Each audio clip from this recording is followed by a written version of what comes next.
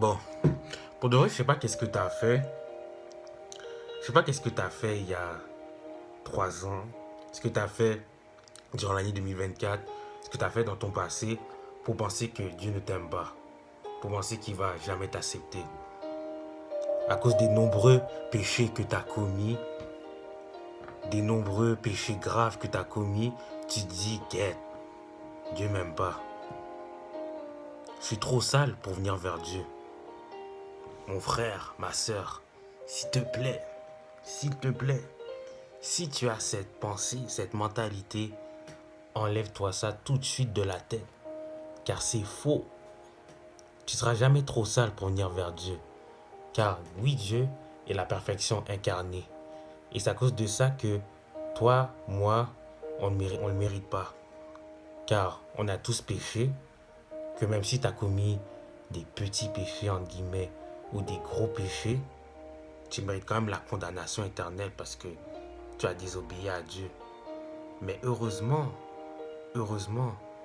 Dieu est tellement bon, il est tellement amour qu'il a une miséricorde sans limite. Et il va utiliser cette miséricorde pour te pardonner, pour changer ta vie, puis aussi pour avoir une relation avec toi. Mais je dirais que malheureusement, dans la génération où on vit, il y a la mentalité de religion, l'esprit de religion qui nous dit que il faut devenir quelqu'un avant d'aller vers Christ. Il faut être pur avant d'aller vers Christ. Si je demande, exemple, à certaines personnes, comment faire pour aller vers Christ, comment faire pour connaître Christ, la première chose qu'ils vont me dire, c'est arrête de boire l'alcool, arrête de forniquer, arrête de regarder des films pornographiques. Moi, je vous dis, mes frères et sœurs, si vous l'allez vers Christ, venez en tant que fornicateur. Si vous êtes un alcoolique et vous voulez connaître Christ, venez à Christ en tant qu'alcoolique. Si vous êtes accro à la pornographie et vous voulez connaître Christ, venez à Christ en tant qu'accro à la pornographie. Parce que Jésus n'est pas venu pour les personnes qui sont justes, il est venu pour les personnes qui sont malades. L'esprit de religion veut laver ton image extérieure, mais l'esprit de Jésus veut laver ton image intérieure, car c'est en lavant ton image intérieure que tu pourras débloquer ton potentiel extérieur. Parce qu'il faut se dire les vraies affaires aussi. Parfois, il y a des personnes qui veulent apprendre à connaître Christ, mais à cause de l'esprit de religion qu'il y a chez certaines églises, ils commencent à perdre le goût à apprendre Christ. Parce qu'ils voient la haine et ils voient le jugement chez certaines églises qui ont l'esprit de religion en eux. Genre là, dans Luc, chapitre 5, verset 8, je crois, lorsque l'apôtre Pierre et Jésus ont eu leur première conversation dans le bateau, l'apôtre Pierre avait dit « Éloigne-toi de moi, car je suis un homme pécheur. » So, Pierre a vu que Jésus était un homme bon. Puis il a pas compris pourquoi un homme comme lui veut traîner avec un homme qui a fait beaucoup de péchés dans sa vie. Puis Jésus a dit, suis-moi et je te ferai pécheur d'hommes.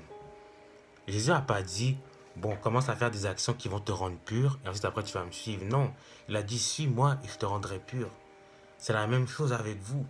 Suis-moi et je t'aiderai à arrêter la fornication.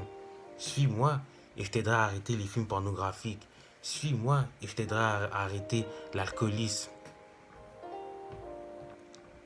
L'apôtre Paul aussi qui avait persécuté plusieurs chrétiens, qui avait tué plusieurs chrétiens. Et pourtant, Dieu a dit c'est celui-là qu'il a choisi pour la construction, pour être un élément vital dans la construction de son royaume.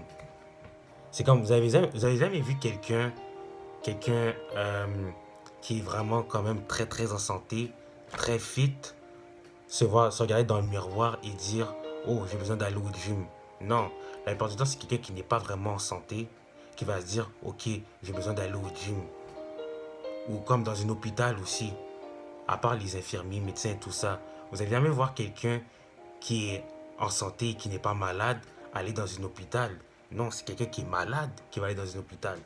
C'est la même chose avec l'église de Jésus-Christ. L'Église de Jésus-Christ recueille ceux qui sont malades, ceux qui sont pécheurs, pour transformer leur vie. Alors moi, je te dis que peu importe ce que tu as fait dans ta vie, Dieu est prêt à te pardonner. Il est prêt à te donner une nouvelle chance. Il est prêt à changer ta vie, car il veut t'utiliser pour la préparation et la construction de son royaume. Sur ce, je vous souhaite une très belle année 2025. Soyez bénis, vous et vos proches. Et je souhaite aussi que votre relation avec Jésus s'agrandisse encore de jour en jour. Car même si tout change, lui on sait qu'il ne changera jamais. Soyez bénis.